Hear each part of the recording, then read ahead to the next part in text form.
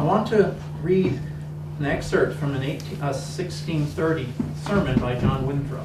John Winthrop was a Puritan minister, and he wrote, this is a very famous sermon. It's called City on a Hill. And this is an excerpt from it. He reminded his congregation that, "For we must consider that we shall be as a city on a hill.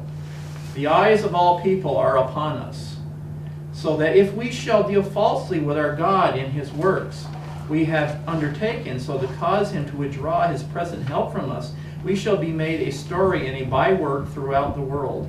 We shall be open the mouths of enemies to speak evil of the ways of God and the professors of God for God's sake.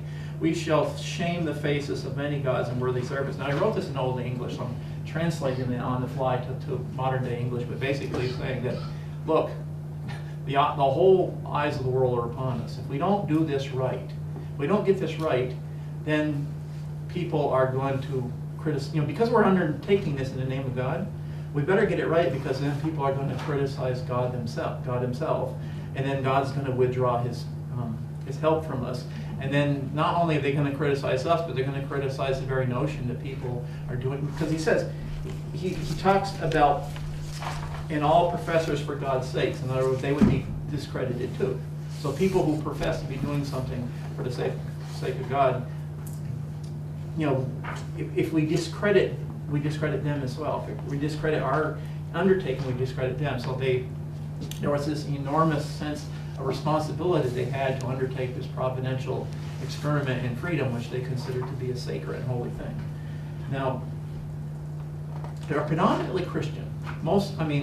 You had a few here or there that were of possibly a different faith, particularly by the time of the Revolution. You had a few, but predominantly they were Christian. And so their viewpoint obviously came from the Bible. Now, and they patterned themselves, like I said, after the Jewish people that came out of Egypt and into persecution and into the land of Canaan. They saw this as a prototype, a template of liberation, of godly liberation of his people. And they were seeing themselves as parallel. They're coming out of Europe, the European civilization, the way the Jews did coming out of Egypt. The Jews went over the Red Sea, they crossed over the ocean, and they come into what they considered their promised land. This is the land of America. And so they're following after this pattern. And this pattern was not only a source of inspiration for our early American settlers, and if you look at many books, Light and Glory by Peter Marshall, they talk about this. But this pattern was also of inspiration for the abolitionist movement later. A lot of both escaped slaves that were part of the abolitionist movement and the northern Christian missionaries who were part of the abolitionist movement looked upon this theme of liberation, of coming out. And the Underground Railroad used the same theme, that the Underground Railroad was the escape from bondage and freedom. So this was a very powerful imagery that has resonated throughout a lot of American history, and it was resonated the very first pilgrims who came here on Mayflower and set foot on this land. And that is what gave them this sense of responsibility, because they saw this historical parallel between themselves and what they were trying to undertake, and the Jewish people that came into Canaan after they got out of Egypt.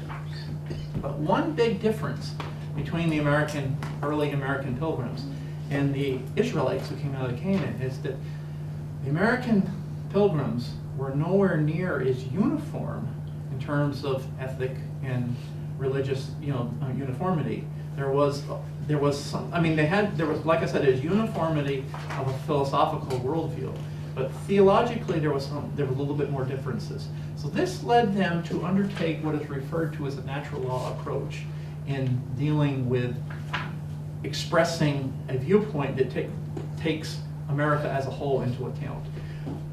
Individual colonies were set up under a certain in the very beginning, individual colonies were set up much more specific, under a certain theological understanding that was peculiar to the group that set that up. But the ramifications, the basic framework was very similar.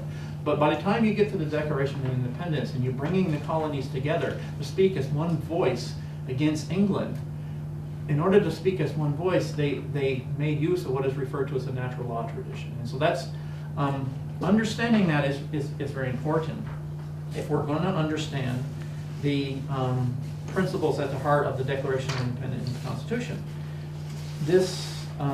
The foundational ideals at the heart of this understanding was derived from the book of Genesis. But it's derived from the book of Genesis. It has biblical origins, but it was understood to imply to all human beings by virtue of their being created in the image of God, not just to a certain religious organization. So this notion was expressed in the Declaration of Independence, the very first paragraph, the introduction, when they're sending this Declaration of Independence was meant to send out as a declaration to the world as this is what we're going to do and this is why we're doing it. So the very first paragraph, opening in the Declaration of Independence. When in the course of human events it becomes necessary for one people to dissolve the political bands which have connected them one to another, and to assume among the powers of earth a separate and equal station to which the laws of nature and nature's God entitle them, a decent respect for the opinions of mankind requires that they should declare the causes which impel them to separation. So they're getting ready to separate from England. Now, we all know now, looking back on this, they were successful. But going back to when they did this, looking forward, this was a ragtag colony of the greatest empire of that day, with the greatest military might of that day. For all practical purposes, this was absolutely an act of suicide. There is no way that a rational person at that time would have looked at this undertaking and saw anything but. And so they're undertaking something serious. It's serious business.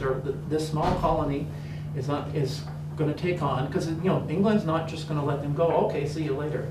And they knew that. And so there's a lot at stake. Their lives, their fortunes, their sacred honors. They pledge their lives, their fortunes, and sacred honors. Why? Because they felt themselves entitled to a separate and equal station which the laws of nature and nature's God entitled them to. Now, they're staking a lot on this understanding. So any attempt to understand what they're thinking, why they're doing this, what is the basis of this civilization, it's important to understand that phrase, the laws of nature and nature's God. This is a phrase that